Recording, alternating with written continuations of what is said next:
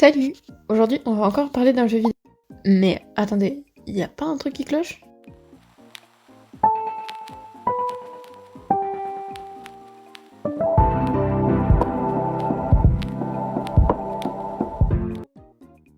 Donc, comme je le disais, aujourd'hui, on va parler d'un jeu vidéo sur lequel j'ai vraiment passé des heures et des heures quand j'étais enfant.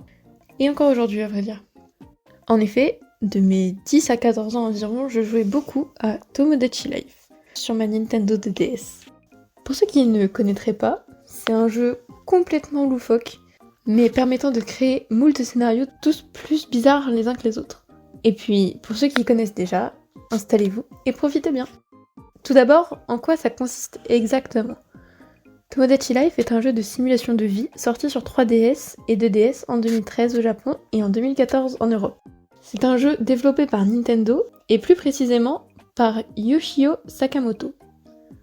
Avant de sortir sur 3DS, le jeu a connu une première version sortie sur Nintendo DS uniquement au Japon. Ce jeu s'appelle Tomodachi Collection et est basé sur le même principe que Tomodachi Life. Le temps qui passe dans le jeu est le même que dans la vraie vie, un peu à l'instar de Animal Crossing par exemple. Mais du coup, c'est bien de savoir tout ça, mais quel est le but du jeu? Alors, au début du jeu, on nous présente une île et on nous demande de la nommer. Ensuite, histoire qu'on ait quelque chose à faire, on nous demande de créer le premier habitant de l'île. Les habitants de l'île sont des Mii, les célèbres avatars de Nintendo, apparus pour la première fois sur la Wii. Le premier Mii à habiter cette île est notre sosie, mais celui-ci se sent vite seul et assez rapidement on lui crée des camarades. Les Mii habitent tous dans leur appartement au sein de l'immeuble au centre de l'île. On ne contrôle pas les Mii, cependant on prend des décisions à leur place lorsqu'ils nous sollicitent pour. A savoir que quand on crée un Mii, on lui crée également une personnalité. Les différentes personnalités attribuables au Mii sont globalement basées sur les 16 personnalités MBTI. Et à partir de là, le but est de développer notre île et sa population. Mais avant cela, qu'est-ce qu'il se trouve sur cette île? D'abord, il y a l'immeuble au centre de l'île où habitent tous nos Mii. Il peut être agrandi jusqu'à 2 fois afin de pouvoir accueillir jusqu'à 100 Mii. Ensuite, on retrouve une supérette afin que nos Mii ne soient jamais affamés. Ou presque. Et il y a aussi le magasin de vêtements, celui de chapeaux et celui de décoration d'intérieur pour pouvoir personnaliser nos Mii à notre guise.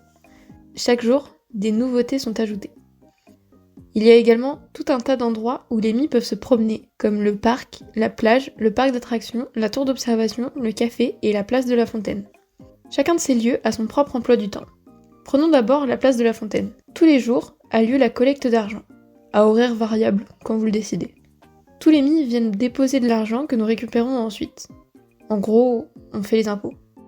À part taxer nos Mii, sur la place de la Fontaine, on peut également trouver le marché du matin, de 6h30 à midi, qui est en gros un stand qui ne vend qu'un seul produit mangeable, moins cher que la supérette. Ensuite, de 17h30 à 18h30, on peut retrouver nos Mii faire un tournoi de chaînes de mots. Et enfin, plus tard en fin de journée, de 19h à 20h, on peut les observer en pleine battle de rap. Sinon, en dehors des heures d'événement, les Mii peuvent venir se poser sur le bord de la fontaine, se promener sur la place ou encore venir jouer de la guitare.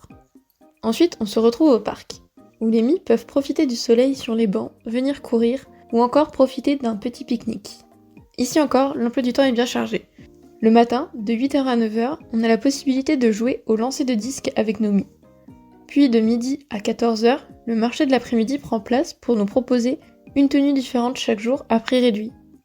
De 14h30 à 15h30, on peut observer nos Mii en plein barbecue, et en fin d'après-midi, 16h-17h, on retrouve nos Mii et on fait confiance à leur talent de photographe pour nous prendre en photo. À noter que le parc peut également être un endroit où les Mii peuvent faire leurs déclarations amoureuses. Continuons ensuite avec le parc d'attractions. Le matin, après une partie de frisbee au parc, il est possible d'assister à un spectacle de magie tout à fait époustouflant. Mais pour nous joueurs, l'attraction la plus intéressante du lieu est Tomodachi Quest, un mini-jeu reprenant les codes des jeux RPG et des jeux d'arcade. Dans ce mini-jeu, on part donc à l'aventure avec 4 Mii, et on doit combattre des boss de plus en plus puissants jusqu'au boss final. Les boss sont tous assez particuliers. La dernière fois, j'ai vraiment perdu contre une salade grecque. J'étais dégoûtée. Enfin, on retrouve pour terminer la journée le marché du soir où il est possible d'acheter une pochette surprise contenant 3 items aléatoires, que ce soit de la nourriture, des vêtements, des trésors ou des chapeaux. Le reste du temps, on peut parfois voir les Mii profiter de diverses attractions, comme des montagnes russes ou le carrousel, ou encore se promener en mangeant une barbe à papa. Le parc d'attractions, tout comme le parc, est un lieu disponible pour qu'un Mii fasse sa déclaration d'amour. Enfin, les derniers lieux n'ont pas d'emploi du temps précis. La plage et la tour d'observation nous permettent de lancer un mini-jeu avec nos Mii à n'importe quelle heure de la journée. Sur la plage, on peut proposer des dilemmes à 2 possibilités de réponse, et à la tour d'observation, on peut poser des questions du type « Qui a déjà ?», aux Mii qui répondront en levant la main. Ce qui peut donner des situations cocasses, surtout quand on a la maturité d'un petit pot. Le café, quant à lui, ne nous offre que la possibilité d'observer nos Mii en pleine réunion de filles, de garçons, ou même encore de soutien lorsqu'un Mii est triste, à des horaires aléatoires, ou en train de se poser pour profiter d'un café et d'une part de gâteau. Enfin, il y a aussi des lieux qui ne sont destinés qu'à nous uniquement, où il est impossible, ou presque, de voir un Mii s'y promener de lui-même. Ce sont le magasin de trésors, la salle de concert, le testeur de compatibilité, le port et le photographe. Honnêtement, les noms des lieux parlent d'eux-mêmes, et je pense pas avoir nécessairement besoin de développer ce qu'on peut y faire là-bas. On peut donc observer nos Mii évoluer tout au sein de l'île. Les Mii peuvent aussi développer leurs relations entre eux. Ils peuvent donc devenir amis, tomber amoureux et même se marier et avoir des enfants. Auquel cas, ils feront l'acquisition d'une maison en plus de leur appartement. Mais s'ils peuvent avoir des relations dans ce sens, ils peuvent aussi passer de meilleurs amis à pires ennemis, ou encore même divorcer. Ce qui est, pour être tout à fait honnête, traumatisant. Et la partie la plus étrange de tout le jeu, selon moi, c'est quand même quand on observe les rêves des Mii. En effet, quand ces derniers sont endormis, il est possible d'observer les rêves de certains d'entre eux. Et ils sont tous plus bizarres les uns que les autres. Je sais pas ce qui s'est passé au moment du développement, mais ils devaient probablement trop écouter la petite voix dans leur tête. Voilà quelques exemples. Il est possible d'observer nos Mii en train de créer une secte autour d'un objet complètement aléatoire du jeu, ou encore de les observer parler comme s'ils étaient à un banquet réservé à des dirigeants. On peut aussi les voir sous forme d'espèces de bonhommes élastiques pendre à une poignée de porte. Ou encore, mon préféré, on peut les voir se transformer en anges protecteurs dépendants de nourriture et donner des conseils absolument incroyables. Enfin bref, il y a beaucoup de rêves et je serais incapable de tous les citer comme ça. Mais pour certains, je pense qu'il faut les voir pour les croire. Une fois que le rêve est terminé, en plus d'avoir éventuellement un petit traumatisme supplémentaire, on obtient généralement une tenue ou un trésor. En parlant de trésors, ce sont des objets, globalement, dont la seule utilité est d'être revendus au magasin de trésors. On peut en obtenir en regardant les rêves des Mii, bien sûr, mais également en jouant avec eux. Bien sûr, j'adore ce jeu, et j'ai grandi avec, donc je serais incapable d'être tout à fait objective. Cependant, j'arrive quand même à y trouver quelques points négatifs. Tout d'abord, on n'a pas vraiment d'influence sur les rencontres des Mii, et c'est parfois très long pour qu'il se passe quelque chose. Et ça peut vite devenir assez frustrant. Ensuite, on peut aussi voir des situations assez cocasses lorsque des Mii qui représentent les membres d'une même famille finissent par se marier. Ça m'est déjà arrivé sur ma partie quand j'étais petite, et après réflexion, c'est un peu bizarre de voir un frère et une sœur se marier. Et aussi, un autre point négatif dont je me rendais moins compte avant, c'est qu'il n'y a pas de possibilité de faire des personnages LGBT, c'est-à-dire qu'un couple sera forcément avec un homme et une femme et il n'y a pas de possibilité officielle de faire autrement.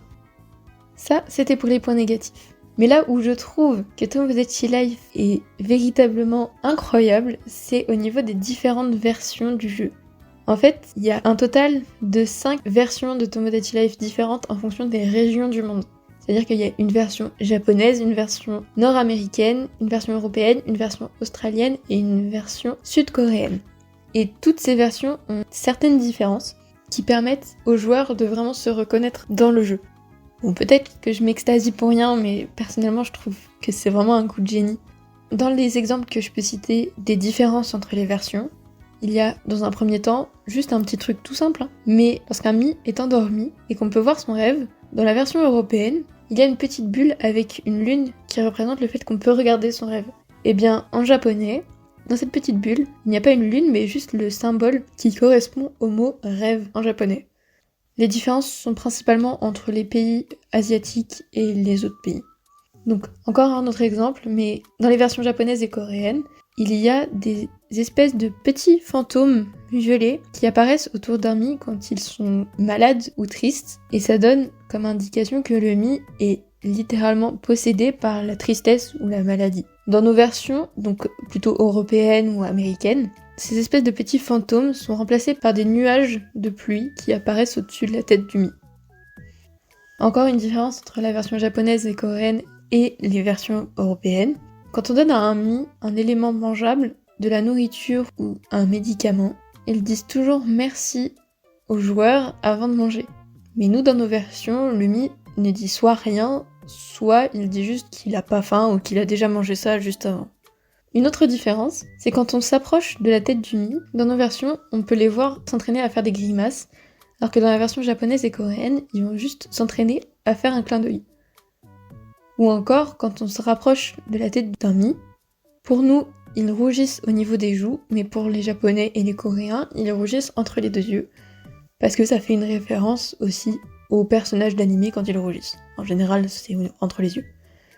Et une autre différence, et ce sera la dernière, qui est exclusif à la version coréenne, que personnellement j'aurais pas du non à voir, c'est que le Mi peut demander à aller à un rendez-vous à l'aveugle avec un Mi du genre opposé. Franchement, ça aurait pu être sympa de voir ça dans nos versions. Et il y a aussi des différences qui sont un peu plus connues, par exemple le fameux rêve qui n'est disponible que dans la version coréenne où un Mi saute du toit. Et même dans les rêves, on retrouve encore des différences entre les versions européennes, américaines et les versions japonaises, coréennes. En plus du rêve disponible uniquement dans la version coréenne. Par exemple, dans le rêve où un Mi est accroché à un sac, dans nos versions, le Mi est attaché par la main au sac à dos, tandis qu'au Japon, il me semble, il est plutôt attaché au niveau du cou, ce qui peut un peu faire penser à une pendaison, ce qui est moyennement acceptable, du moins dans nos versions. Et une différence aussi qui est bien connue, je pense, c'est le petit robot vendeur dans les magasins. Il a une tête différente en fonction des versions, il me semble. Dans la version japonaise, il a un sac en papier sur la tête. Dans d'autres versions, il a un casque de moto ou un sac noir sur la tête. Nous, il a juste une tête de robot. Pour terminer cette vidéo, j'aimerais parler du prochain opus qui est sorti sur la Switch, soit aujourd'hui, soit très récemment. Personnellement, j'ai déjà joué à la démo et j'ai juste adoré. Rien que le fait déjà de pouvoir avoir une influence sur les différentes rencontres faites par nos Mi, c'est génial. Et on sent tout de suite que ce sera plus simple de développer les relations. Et aussi, le jeu a l'air tout aussi loufoque que la version sur 3DS et franchement, je pouvais pas demander mieux. Enfin bon, personnellement, j'ai hâte de jouer à la version complète. Je sais pas ce que vous en pensez, n'hésitez pas à me faire part de votre avis. Et sur ce, moi je vais aller tester la version sur Switch. Et on se retrouve bientôt pour une prochaine.